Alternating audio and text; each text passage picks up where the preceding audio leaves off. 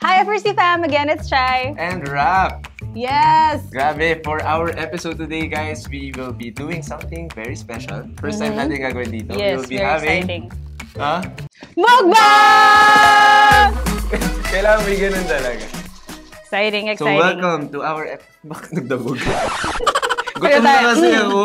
Chai. Oo nga, kumain ka?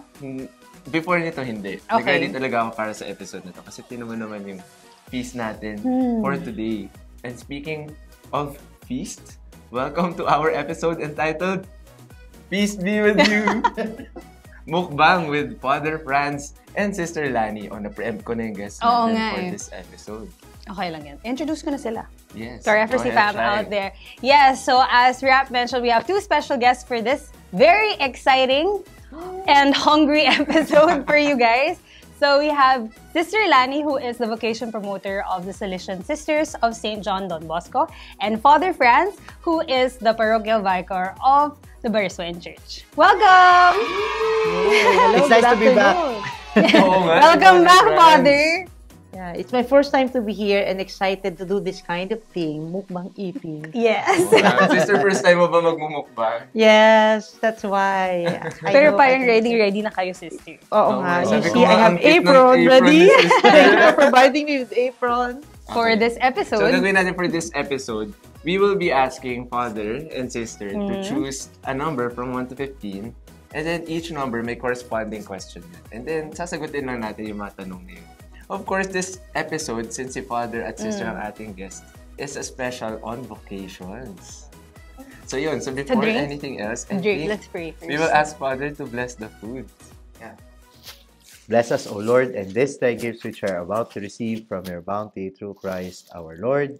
Amen! Alright. So feel free to Amen. dig in po. Sister, kayo muna bahala. Kakain na ako. Sister, ang BP ah. Iwalin. Siguro, FRC fam, thank you for joining us. See you guys! Kamusta Hindi na pinansin. Tinapos na pada, finish. Appear daw sabi mo Cheers! squid.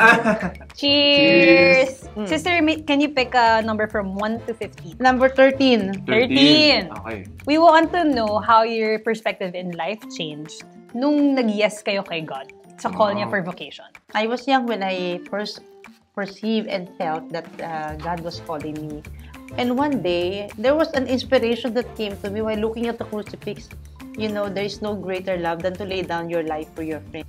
I realized those are words from the Bible. So I said, Jesus, are you asking me something? It was a constant question, and suddenly also, because I have another sister who also entered the congregation. Yeah, we are two. She's 1 year older than I am. For me, it was a big question. Why? Because I have no plans of becoming a sister.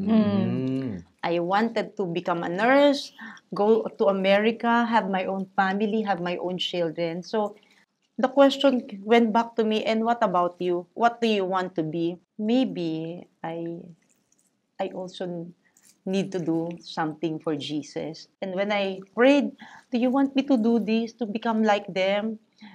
And the answer was, if you wish to follow me, you are very welcome, and I am inviting you. And in my mind, there was a crisis within me because I have my own plans before.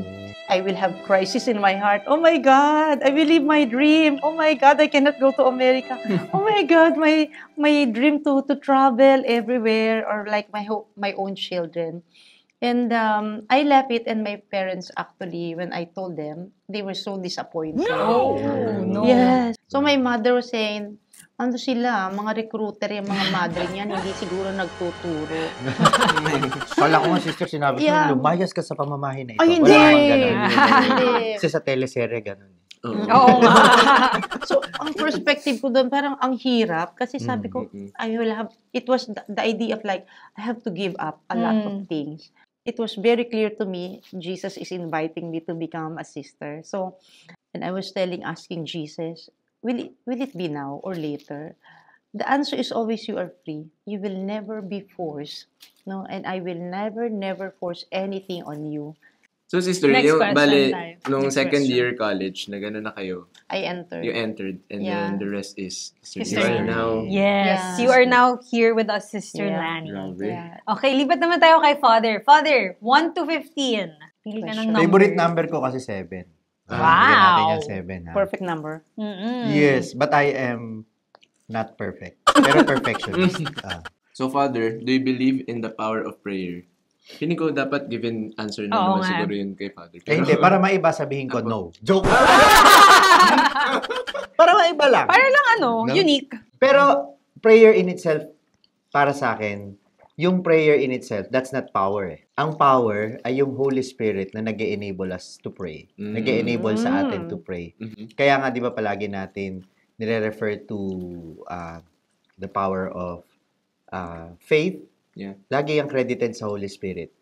Because, according din kay St. Paul, di ba, parang, as ourselves, we don't know how to pray or we do not pray how we should pray. But the Holy Spirit helps us to pray as we should. Ayun. Yeah, para maiba lang. Yung sagot na, yung prayer, power of prayer in itself is not powerful. It is just babbling kung hindi siya inspired ng Holy Spirit. Sinabi din naman ni Jesus yan, na hindi naman lahat na nagsasabing Panginoon, Panginoon ay makapapasok sa kaharian ng langit. Kasi we can say all the prayers that we want to say, but if it is not coming from the heart, and therefore, if it is not inspired by the Holy Spirit, if the Holy Spirit does not pray in us and through us, then that is powerless and that is not even effective. No? Kung halimbawa na, sabihin ko yung prayer na to, ay, dasalin mo tong prayer na to, tong novena na to, kasi lahat ng nagdadasal nito, gumagaling. Ay, talaga ba? Galing naman. Parang hindi rin eh. Hindi siya ganun eh. It doesn't work that way. Walang magic formula para sa pagdarasal. Ang sinabi ng Panginoon sa Biblia, your faith has saved you. It's the faith that underlies the prayer, a faith that is inspired by the Holy Spirit that makes the prayer powerful. Pero kayo, Father, meron ba kayong specific na Favorite. you catch yourself always praying? Do not abandon me, O God. Yun yung palaging nasasabi ko sa prayer ko, wag mo lang ako iiwanan, Panginoon. Yun lang. Next question. Sobrang short ng prayer pala. This goes out for you, sister. Teka lang, subo muna si sister. Okay, subukan mo na Kumain si Hindi sister. pa nga nakarara. Okay. Actually, I was eating. Okay, let's go with Father. Oh, si Kain Father ka muna, muna. sister. Go, go, go. Oo nga pala. Next favorite number ko, number 3. Okay, Father, parang Here. maganda to, malaman. Oo Conversation nga, malaman na to. tanong to. Kasi yung laman ng shrimp pati ng nakain natin. Kaya talaga yung mga tanong nyo doon. So, Sa sana kanya, after nito, ibibigay mo nga tanong na ganyan. No? Galing. Sa kanya sana wala akong basher after nito. Wala yan, Father. Okay. I feel like now's the time to also ask this kasi we're in a changing times, right? So, ano yung reaction nyo for modernity that's happening in the church? And do you think, syempre, with modernity, syempre meron pa rin tayong mga natitirang conservatives in the church, and meron ba silang, may space ba ang conservative thinking? Oo. Thank You're you for young. that wonderful question. Si Pope Francis sabi niya, parang wag tayo mag-create ng divide between conservatives and liberals, modernists, and traditionalists. Because that will not do any good. Rather, una, bawat isa kasi ay merong magandang konsiderasyon na ibinibigay, no? Hindi natin pwedeng gamitin yung, I will always go back to the Gospels, no? Yung sinasabi ni Jesus na, new wine skin, old, basta yun, sabi ni Jesus, no? Baka magkamali ako, mabas talaga ako dito. Anyway, so yun. Ang sinasabi lang naman ni Jesus doon, kailangan nating iakma yung pamamaraan natin ng pagko-communicate, pakikirelate sa mundo sa panahon natin ngayon. Iakma yung pamamaraan, the approach, but never the message. Yeah. Because the message is unchanging. The message will always be traditional. The teaching will always be what is said by our Lord. Hindi natin mababago. We are powerless to do that. We cannot change the teaching. No? Kasi it has been there, not because we invented it. It has been there because Jesus said so. Nagagaling lang naman lahat ng tinuturo ng simbahan sa Bible eh. So in that way, we are always traditional in a way na, ang ibig sabihin kasi ng tradition ay tradere to hand-on. Kung ano yung in-entrust sa atin, tinanggap nating teaching, yun lang din yung ituturo natin. Pero the way how we communicate that, yun yung pwedeng mag-iba. So, for example, the way we celebrate Mass dati, nakatalikod, Latin. So, it's the same Mass that we celebrate today. Nabago lang yung ilang pamamaraan ng pagse-celebrate nun. Pero yun yung the way of communicating the message. Naiiba. Pero yung contents ng Mass, yung nasa loob nun, wala namang nabago eh. The theology, wala namang nabago eh. To use the Gen Z term, we don't invalidate the other. Na merong magagandang kontribusyon yung mga traditional teachings at meron din magandang maitutulong talaga yung mga modern approaches. Yeah. So there's no such thing as modern teaching or ano, walang ganon. Sobrang agree nga ako dun, Father, na parang feeling ko ngayon yung kung ano yung kinakagulo rin ng mga tao with the changing times is kung ano ba yung mga hindi dapat na nababago dun sa teachings natin and understanding that versus kung ano yung mga actually it's just a way of really communicating the gospel message. And dapat ma-appreciate nga natin yun na may constant sa ano natin, sa faith eh, di ba? Na parang kung hindi maging constant yung truth. Sorry. Ba't nangingiti ka sa, sa constant? Ano bang natin dyan sa constant? Nako, ayan, nasa focus na rin nabigyan ka ng ano. Sorry, Tapos papasa mo rin yan sa akin dito. Hindi ko lang mapasa kay Father. Ayun pala, akala kong issue natin sa constant. Oo nga. Ang dami nangyayari talaga dito. Namin pumapasa. But anyways, yung sa very fast-changing world, it's so good to appreciate how God is just an anchor na parang hindi siya nagbabago. Kailangan natin yun kasi may hilo tayo bilang mga tao kung lahat nagbabago. Wala tayong pangkakapitan. Yan. Sister, choose a number naman tayo from Number you. 2. Hi! Ala! Ala. Ready ka na ba, sister? Bala ka dyan, sister, ha? Okay, so for our FRC fam out there, question number 2 asks, what if in the middle of a vocation, you fall in love? How would you deal with that, sister? Or meron ka bang sentiment towards that? Meron ka bang kwento, chismis? Na in love. Or baka may friend ka. Di po na Di natin kailangan pangalanan, sister. Sister! Well, my answer is, it is very possible. First of all, I believe that we, sisters and priests, are people who have fallen in love. That's why we are here in this life. It's only because of love that we are here. Maybe if for other reasons, we will not really stay long in the priestly or religious vocation. As a young girl, that actually what attracted me most when Jesus told me, I laid down my life for you. At that moment, I said, if ever I marry, meron kayong lalaking magpapakamatay para sa akin. Ayun lang, grabe. Meron kayong magpapapako para Kakaiba sa akin yan. o magpapasa ng krus para sa akin. And I said, so maybe this man is the person to whom I will commit myself to. That love filled my heart as a young person, and I think it keeps me going now. It's the grace of God that makes it happen. And when with your question, it's really possible to fall in love with God and also to fall in love with creatures. Pero sister, ito yung biggest question natin. Nagkaroon ka ba ng boyfriend? Nagkaroon ka ba ng experience sa ganyan? That is always us, di ba? Siyempre. Sa mukbang tayo. Bala na kayo, Get to the meat, bala na kayo, sister. Mag-CCR muna ako. Get to the meat. Yeah. So, Personally, hindi ako nagkaroon ng boyfriend. crush. Crush, yes. Yes! Yes, of course. If you're a teenager, it's very normal, right? You admire celebrities, you admire people, even priests, yung chaplain sa school namin. Hindi. Kasi, alam mo yun, puro girls kayo, tapos the priest who comes to school, who celebrates mass, who, Grabe. receives you for confession. Pero I know he's a priest. So, no way. So, hands off. And anyway, sabi naman sa akin ni Jesus, I will not force you. And I said, oo nga, I better choose now. No? Kaya, nakapili ka na talaga. Green flag. Pumili ako.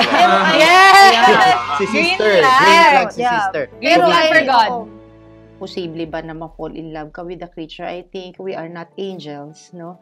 We are human beings and we are so exposed. I am an active religious kami, we are so exposed to people, so we meet people of different kinds, no?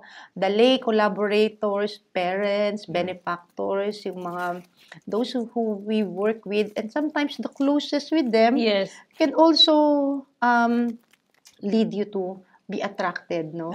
Attracted because they have the good qualities. Yes. You see that you you admire so much, or sometimes the closeness. You know, I remember one time, one priest said, actually, falling with love as a priest or a sister with another person, opposite sex, which has happened a lot of times already to some priests and sisters, no?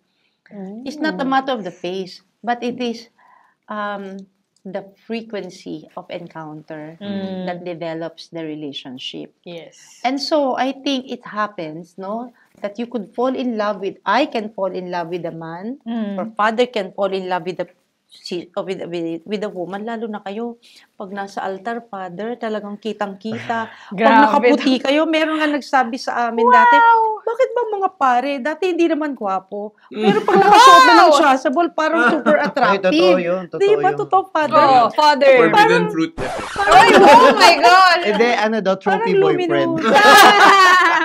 Di ba? Parang nagiging brilliant siya. Kami din, yung mga sisters, ay bakit dati hindi naman ganyan kaganda yan, ha? Ba't nagbelo lang parang gumanda na?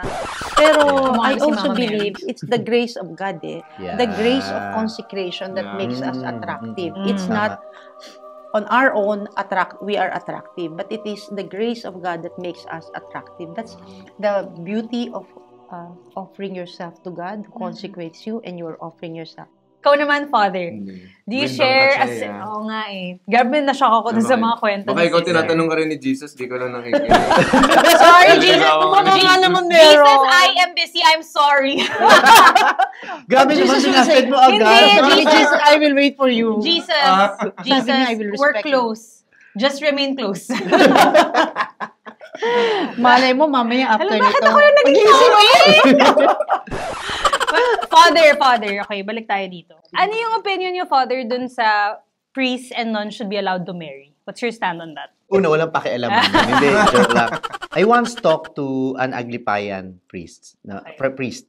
Alam naman natin, yung mga Aglipay, may mga asawa sila. Ay, hindi, may asawa yung mga paring Aglipay, no? Tinanong ko yung isang Aglipay priest, sabi ko, kamusta naman yung ministry na meron kang asawa? Sabi niya, alam mo, to be honest, sabi niya sa akin, ang hirap. Ang pagod. Ang hirap. Sabi niya, kasi, kaya parang doon daw niya na-realize na, syempre wala naman yung asawa niya nung pinag-uusapan namin yun. Doon niya na-realize yung wisdom ng Catholic Church na kung bakit hindi nag-aasawa yung mga pare. Kasi, talagang yung commitment 100% sa ministry talaga. Kasi sabi niya, imaginein mo, lilipat kami ng destino, lilipat din ng eskwelahan yung mga anak ko, yung change ng environment, makikisama kami bilang pamilya sa isang bagong neighborhood, napakahirap nun. Sobrang, it is even traumatic to children sa pamilya. So, detrimental siya sa family life eh. Yung ganong lifestyle na palipat-lipat yung pare. So, hindi talaga designed yung buhay ng isang pare. At the same time, maging fully committed ka rin sa pamilya na meron ka. Parang mas mabibigyan ng justice yung pamilya kung sa pamilya ka nakatalaga at mas mabibigyan justice yung ministry mo sa simbahan kung sa simbahan ka nakatalaga. Mahirap hatiin ang puso. Kaya sabi, sister, green flag talaga si sister, no? Pag Jesus all the way. Hindi kagaya na ngayon, mga situationship, no? Oy, grabe. Ay, sorry. Baka may mga Baka may tinamaan na. sorry. Naku, feeling ko talaga after dito may mga bashers. So, yan. Tapos pangalawa, hindi naman talaga lahat ay meant to be married. Hindi lahat ay, sinabi rin ni St. Paul yan eh, na parang, para sa mga may asawa, para sa kanila yung pag-aasawa, pero hindi lahat ay tinawag ng Diyos para sa pag-aasawa. Merong mga naging single because they are meant to serve the kingdom of God. At yun yung disiplina na pinili ng simbahan, na yung mga may gift ng celibacy, no? Celibacy is a gift. It is not being imposed, it is not being forced, it is a gift, no? Na ikaw tutugon ka sa tawag ng Panginoon na maging madre, na maging pare, hindi lang dahil gusto mo maging pare o maging madre, but you believe that you also possess that gift of celibacy. Kapag in the process na bilang, so of course we strive to be faithful, no? But in the context of that question, pag naramdaman ng isang pare o ng isang madre na parang gusto niyang mag-iba ng path, gusto niyang mag-asawa, may proseso naman ng simbahan doon, yung tinatawag na licensation. Yeah. But hindi ka pwedeng mamangka sa dalawang ilog na gusto mo siya both, no? Huwag ganun, Anyway, player. Oo nga. Player, ayan, huwag sasabay, ganun. no? Dapat isa-isa lang. Siya you're saying, 'di ba? Yun naman talaga eh. Kasi, so yun, number 1, commitment. Number 2, the concept of the gift. It's a gift. Celibacy is a gift. Hindi ito, no? Hindi ito para sa lahat. Kaya hindi rin ito ini-impose. Kaya kung hindi mo kayang mabuhay ng walang asawa, ng forever, pwede ka naman maglingkod sa iba't ibang capacity eh. Yes. So, we do not impose on the church Yan ang sinasabi. hindi yung individual hindi yung individual tawag dito, likings natin, kundi kung ano yung mas kailangan ng simbahan, yun yung dapat na mangibabaw. At ano ang kailangan ng simbahan? Mga tao na 100% committed sa simbahan bilang na itinuturing na niya bilang asawa, bilang isang pamilya. Sabi nga nila Cordaire, no, isang pare dati, isang French poet na pare. Sabi niya, a priest does not have a family. The priest has not a family of his own, but he belongs to all. Yeah. He belongs to every family. So, yun naman yung nakikita na kung ganda sa bukasyon namin. Ewan ko si sister, kung yun din yung nakikita niyang wonder dun sa bukasyon namin. We are not confined to one family. Everyone is a family to us. Father, sabi nila, sa kakulangan ng pare, why don't you allow women to become priests? Uy, nako, sister. Di ba isa yung issue? Di ganit. Saan yan? Oo. Pero kasi, ang ano dyan ay, syempre, we stick to what To the Jesus, original kung intention ano of yung Jesus. intention of Jesus eh. Hindi niya naman ginawang Ang pare. ginamit talaga, kahit sa Latin, ang makikita mo, vir talaga eh. Vir, ibig sabihin ay man. Man. Man talaga, Yeah. hindi talaga. Pero merong mga special rules na ibinigay sa mga babae na para makapag-serve pa rin sa kingdom of God. They may not be entrusted the mission of leading, taking leadership roles in the church, pero alam natin na yung mga kasama ni Jesus, di ba, yung mga women disciples, Yeah. they have distinct roles to play. Yeah. So, ang ano doon ay, we have to appreciate the giftedness of being married, the giftedness of being a nun, the giftedness of being a priest, the giftedness of being a deacon. And in other countries, merong mga married deacons, no? But before they become deacons, they are married first. Parang yung mga disciples, nung bago sila tawagin ng Panginoon, may asawa na sila. Sabi, hindi ko nga ma-imagine yung schedules pa lang nila Father ngayon. Oo nga. Kung may pamilya pa silang... Talagay Sa kanila, no? makakapagmukbang kami dito kung may kami nakatawa. Tsaka yung mga anak mo, you need time for them. Yeah. Diba? Ang dami nang ginagawa ng pare, may hinahata ka mayat maya. Ikaw mo, nakaupo ka dyan, hinahanap ka na ni Bishop. Diba? Tama. Ayun na nga. O, di ba? Mamaya may appointment ka pagkatapos ito. So, grabe na. Ang ganda nga ma-appreciate yung wisdom na yun. Na parang yung mga ganong, hindi lang siya, ano bang tawag doon? Rules? Or parang kinagitnan natin? Discipline yan. Discipline. Parang may pinanggagalingan siya talagang reason kung bakit ganun.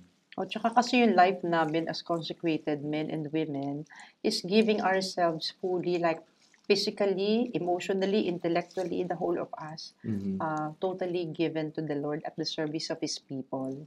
What would you say is the biggest problem of the Catholic Church in the Philippines? And if you have all the resources available, how do you think you would address it? The biggest problem of the Catholic Church in the Philippines, feeling ko ako. Nako, so paano natin i-address your Father? Feeling ko You're ako. the problem. Feeling ko alis na lang It's ako. me. Hindi, joke lang. Bakit? I'm the problem, it's Yes, me. it's me. It's not you, it's me. So, para sa akin, hindi siya problema talaga kasi kung tutusin, opportunity din siya eh.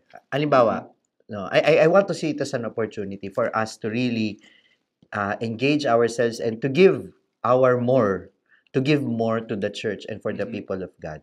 This is our bragging right. But for me, this is also a major concern. And what is that? The number of Catholics in the church. Yet, the shortage of nuns and priests to minister to all the needs of Catholic families. Para sa akin, Vision. di ba, ang gandang pakinggan. Philippines, the the biggest Catholic country in Asia. Asia. Ganda. Ganda sa slogan. Pero what comes with it is the responsibility of the church to take care of its faithful. Are we doing enough? Palagi ko naman, we are giving our best. 'Di ba? Sila sister sa mga apostolate nila, kami sa mga ministry bilang pare. Pero kahit anong gawin namin, palagi pa rin itong kulang kasi hindi talaga namin naaabot lahat. No? For example, kung ikukumpara ko na lang sa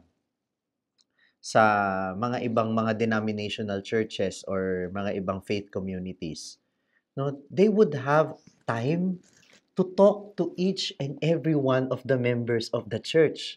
And that is what makes them appealing to Catholics na mag-convert sa kanila kasi mas personal yung approach nila. How I wish na ganun din kami bilang mga pare, bilang madre, tayo bilang simbahan, that we can be more personal. Na pagkatapos ng misa, hindi kanya-kanyang uwi yung mga tao, that we can gather, magkape tayo. May mukbang. Oo, may ganyan. mukbang din, di ba? Yung bang ganun, yung makita mo na yung faith community, parang yung faith ay hindi lang transactional, na parang pupunta ako sa simbahan para kumuha ng baptismal, confirmation certificate, etc. Pupunta ako sa simbahan para magsimba, tapos uuwi na ako. Napaka-transactional. Hindi mo maramdaman yung warmth ng community life. Of course, maraming pamamaraan na pwedeng gawin at ginagawa naman ng simbahan ang lahat. Pero, it will never be enough dahil sa dami talaga ng mga Katoliko na kailangang abutin, sa dami ng mga Katoliko na kailangang ay i-attend talaga personally yung concerns nila. So, for me, what I do, yung tinatanong, ano ba yung resources na ginagamit ko to resolve or to be part of the solution of this concern. In my own capacity as a content creator, as much as possible, ginagawa kong relatable yung content ko sa lahat. Maabot ko yung mga netizens na hindi nagsisimba, maabot ko yung through my message man lang. Doon man lang. Alam kong mababaw yon. Hindi akong tagapagligtas. Hindi ko kayang sagipin ng kaluluwa nila just because of that. But it can be a good start. Pangalawa, when I celebrate Mass, I don't just go in and out of the altar without having personal encounter with people. So what I do, kapag nanggagaling ako, pag nagpro-processional, pumupunta ako sa likod at lahat ng madadaanan ko, babatiin ko sila. Ngingitian, malaking bagay yun. Yung to be personal to them, nagkakaroon ng authority yung pare, hindi dahil sa magaling niya siyang mag-homily, madami siyang project, matapang siya o masungit siya, hindi. Nararamdaman ng mga tao yung presence niya because simply he is there and his presence is felt by just smiling, by reaching out to people. Lahat ng nagmamanong bata, wala akong pakialam kung mahawa ko sa sipon nila. Pag magmano kayong lahat, no? Magmano kayong lahat. Kasi that is medyo nagiging emotional ako. Konti na lang ng interaction sa mga tao eh. Why deprive? Kung meron man akong resource bilang isang taong walang asawa, yun eh, ibigay ko na yung oras ko, yung energy ko sa mga tao in best ways possible. So, whenever I'm there, and I make them feel that I'm there. Ano yan eh, it's a rare opportunity at sa aming mga pare, it's a privilege. So, bakit ko ipagkakait yun? So, that's one. That's my share of being with people. Tapos pangatlo, kapag may tumawag sa akin for sick call, yung pagpapahid ng langis na may sakit, at dumalaw sa patay for a blessing or for mass, hanggat maaari, hindi ko talaga tinatanggihan. Kahit gabing-gabi na ako pumunta dyan, o kahit ang aga-aga kong pumunta dyan, as long as possible talagang pupuntahan ko talaga yan. Kasi yun yung prinsipyo ko eh. Makakalimutan ng mga tao kung gaano ko kagaling mag-sermon. Makakalimutan ng mga tao kung gaano karami yung projects ko. Makakalimutan ng mga tao kung gaano ako kagaling mag-manage. Pero hindi makakalimutan ng tao na kapag mano sila sa akin nung bata sila at nung kailangan nila ng pare dahil merong may sakit sa kanila at namatayan sila, nandun ako para sa kanila. Ramdam ko rin yun, Father, yung kakulungan nga ng religious, mga pare, mga madre sa Catholic Church. Parang, if anything, it also calls me on as part of the church na parang, hindi porket hindi ako madre, hindi ako pare, hindi ako pwede maging source ng warmth at personal encounters sa church na yun. Na parang, di naman din nga sa inyo lang nakasalalay yung pagpapakita ng ganong welcoming atmosphere sa church. Nandun din yun sa mga nagsisimba, sa mga faithful na imagine mo kung lahat tayo mga nagsisimba at tong mga 80%, ilang percent na lang ba tayong Catholic sa Pilipinas? Marami pa rin, Marami diba? pa rin. Sobrang dami. For us to decide na when we go to church, it's not just about us asking for prayers or for grace from the Lord, but it's also to be part of the community. Laking bagay nga ng may tutulong natin sa simbahan. You're very right. Thank you, Father. Pero kung pwede rin naman mag-mother. Tama. Ito na yun. Ito na yun. Siya na yun. Ito yung target natin ngayon. Let's go, rap! Ayan, siguro ngayon. Represent! Nananawagan po kami sa FRC fam. Sa mga friends ko dyan, take it away. Actually, sila munang dalawa ini-invite namin. Alam mo yun sa mga TikTok na yung pagsabihin mo, ang mga may pangalang ganito, lilibre ka ng ganyan. Oo. So, mga pangalang, ganito, magpapare at magmamadre. Starts with the letter B. Dapat pangalan. Betty, Benjamin. Benny. Benny. Benny. Sino pa? Bart. Bart. Oy, magpari ka na, Bart. Bart, magpari ka na. Bart, baka naman. Sister, sino tatawagin nating magpari? Pangalan, sister. Sister. Kahit Barry. Barry. Talaga. Social yan.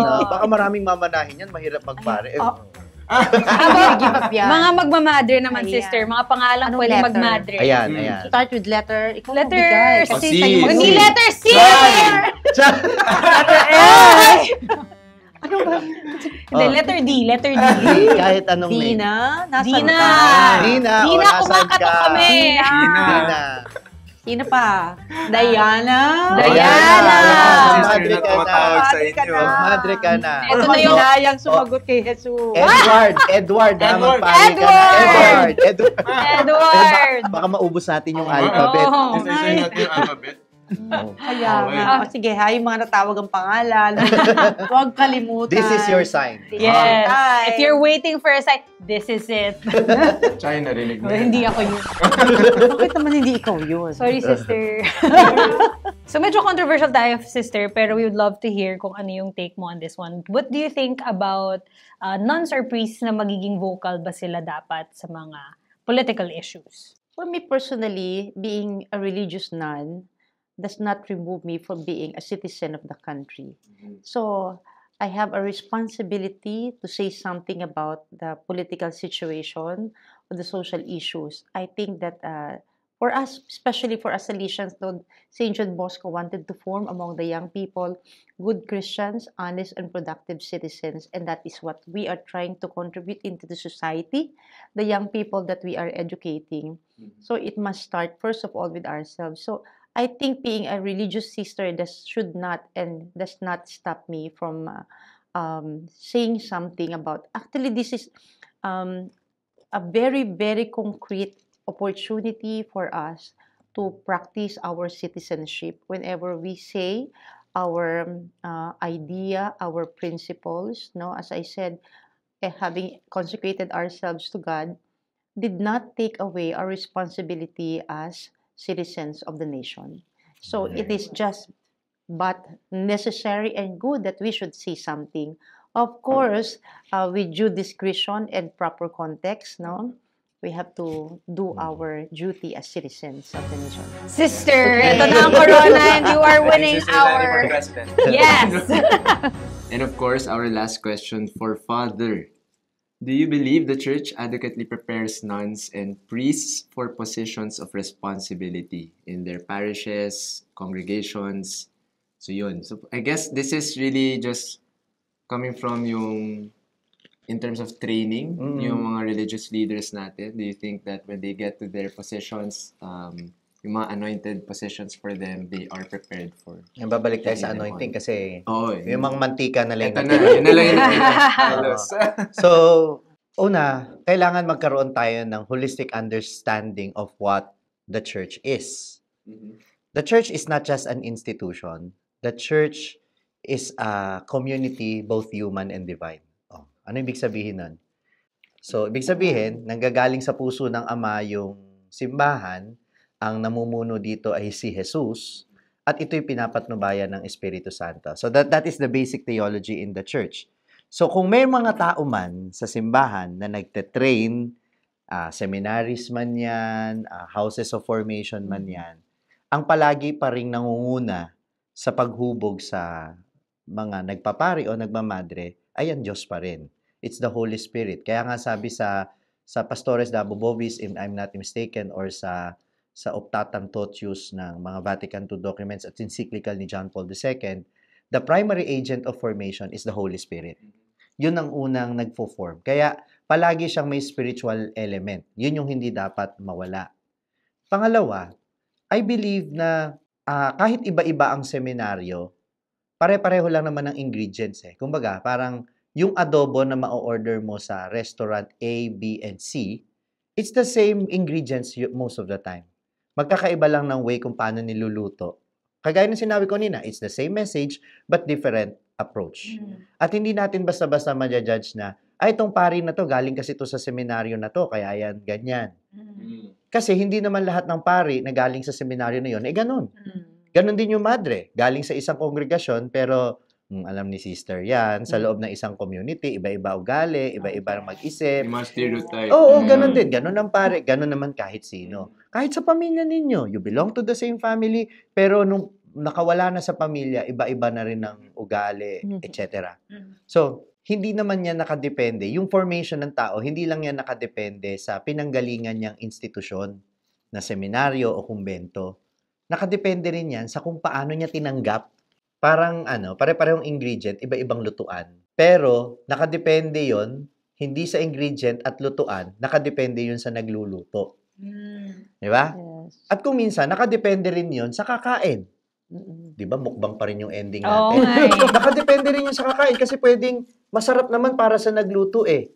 Tama. Di ba? Iba Minsan yung taste misfit ng kakain. Halimbawa na, sa judgment ng mga tao, itong pari na to, itong madre na to, hindi mabuti. Pero pag dinala mo sa ibang parokya, okay naman. So, ganun din eh. So, parehong ingredient, magkakaibang lutuan, pero magkakaiba rin ang pagkakaluto. Baka minsan din, nami-misjudge lang din ng mga tao na tumitingin dun sa pare o sa madre kung paano siya nahubog.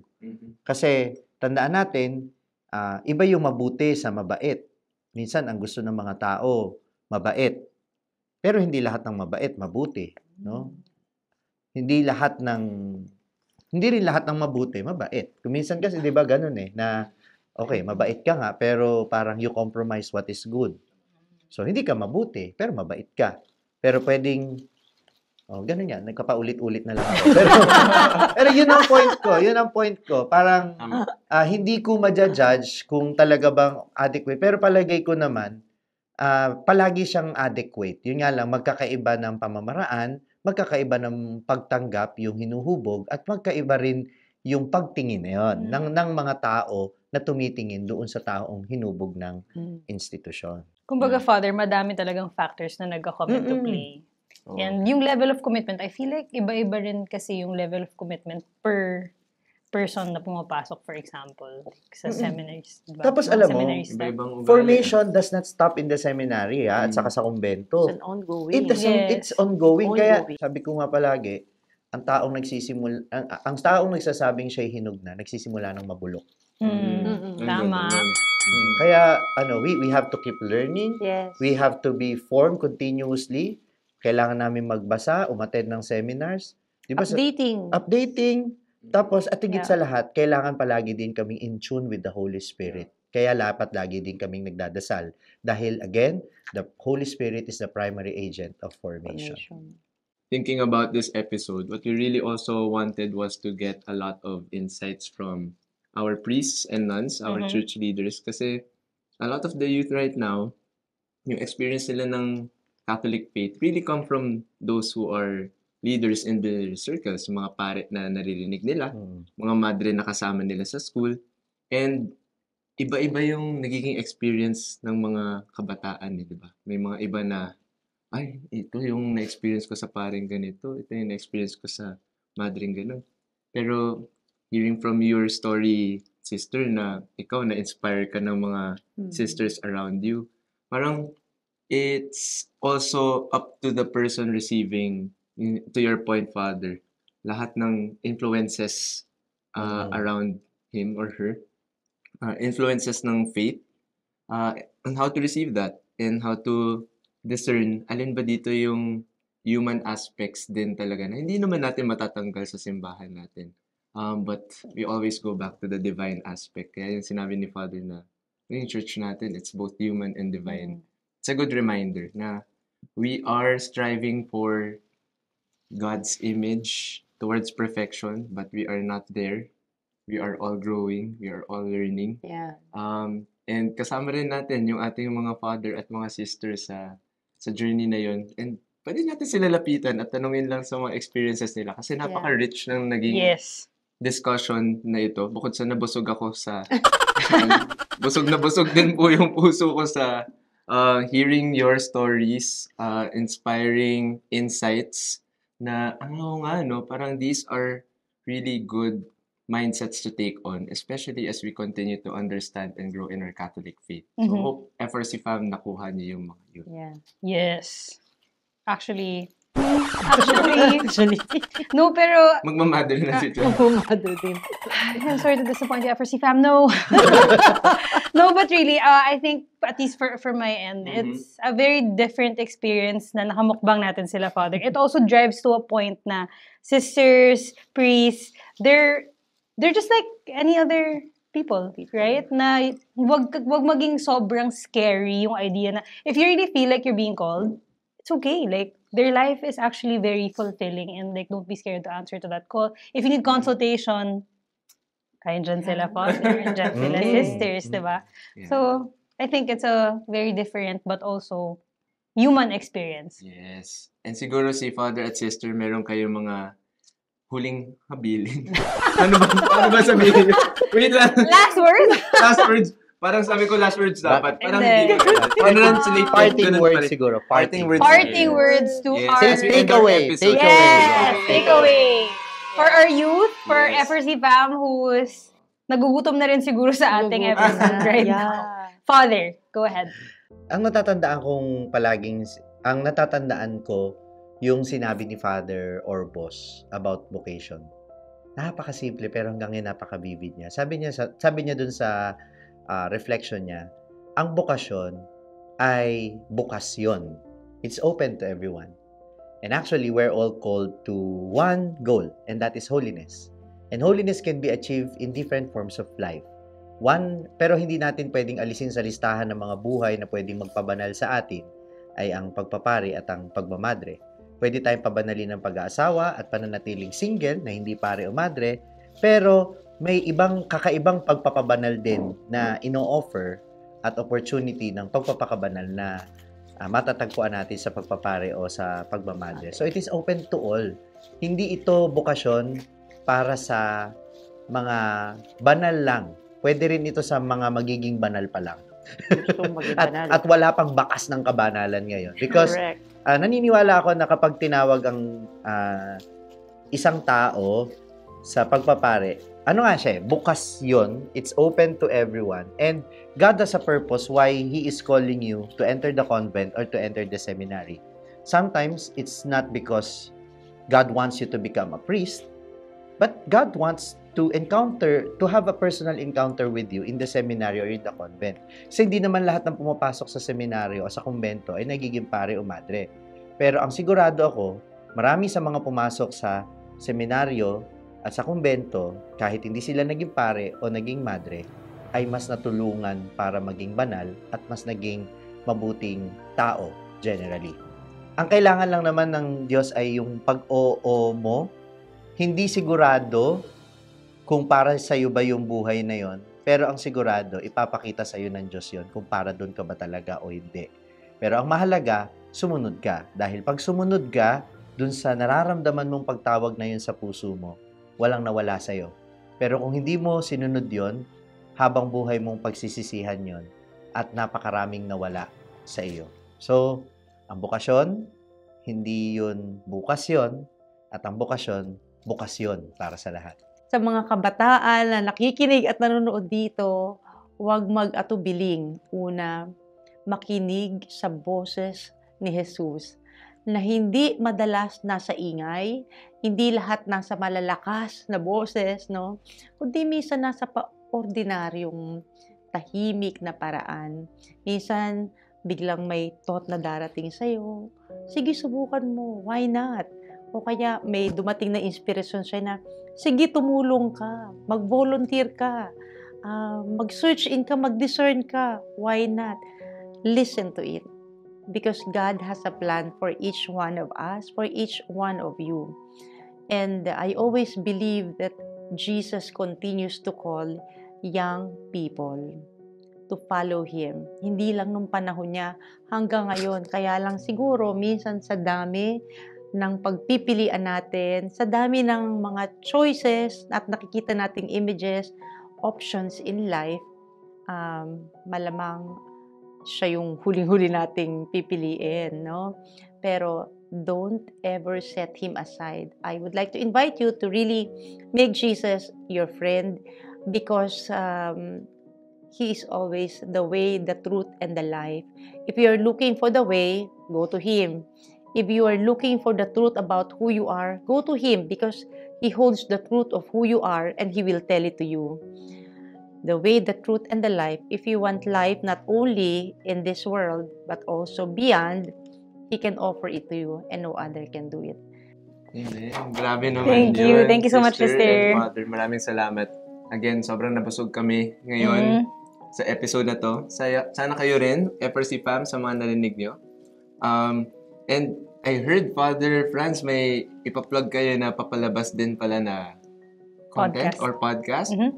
This coming August, no, I'm very excited to launch this podcast in response to people who are asking me to go back to my podcasting na medyo mas casual at mas personal.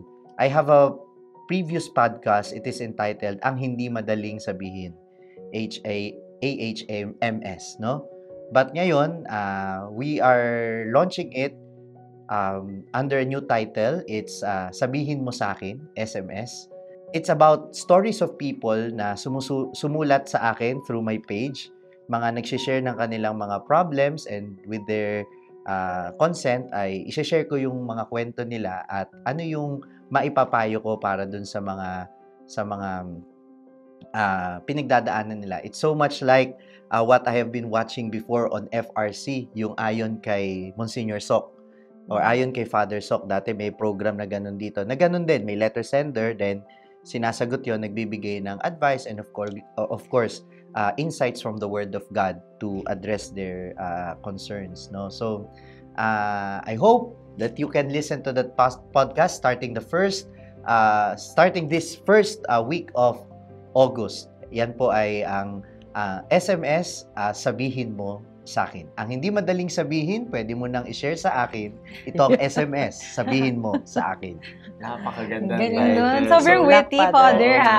Yeah. Exciting podcast, Father. So, yung mga nakaramdam ng inkling dito sa vocation, through our episode, I-SMS nyo kay Father. sabihin nyo na kay Father Franz. Send your letters. And Sister, baka Sister, pwedeng i-follow or i-reach out sa wala. You are vocation invited ministry. to attend our vocation discernment, no? FMA Philippines on Facebook. I am also currently in charge of a volunteer foundation for young people called VDES Philippines. It's V for Volunteer, I International, D for Development, E for Education, and S for Solidarity. It's open. It's an international volunteer organization. It's some of you are interested to donate some of your little time only, your also talent, no, for graphic arts or whatever. If you want to play games with children, do catechesis, storytelling, or tutorial, we have 4 like centers for, we call it Busina Mo Dunong Ko in VDES Philippines, because when we go to the peripheries, yung squatter area sa Binondo at saka sa San Roque and 2 in Cavite, when the children hear yung busina ng sasakyan namin na nandyan sa labas. No? Tumatakbo na sila. Akala ko Wow. hinahabol nila yung mga libro, tutorial, o kaya yung pala kasi may pagkain din. Because you know, the children. Ganun talaga, Oo. yeah. Pero we have like high school, senior high, college, and young professionals. Kahit once a month lang or like whenever you are free, we also have like annual, what do you call this, camp. This coming August 23 to 26, we shall be having volunteer mission camp in Taytay, Palawan, among the seaweeds and the sea cucumber planters to reach out, after this pandemic time. So if you're interested, it's also, you can find Bides Philippines in Facebook also. Very, very busy. Oo nga. Yes. And congratulations on that, sister. And Thank you. again, congratulations on your upcoming podcast, Father.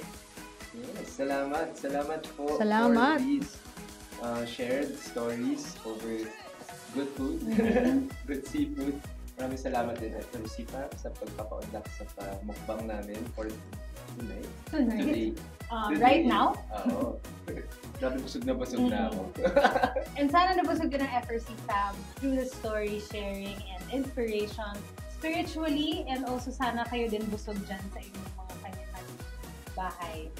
Again, FRC fam, this is Chai. And Rap, to leave you with the wise words of Venerable Patrick Peyton Batts.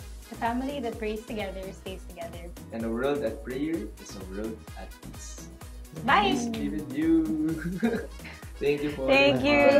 Oh, Okay congratulations. naman yung experience. Ako sa point, pumapasa na lang dito. Oo. Si sister, inuusap sa akin. Dapat, Oo. yung resources na re-receive according to needs. Ah. Kaya, Mukhang malaki.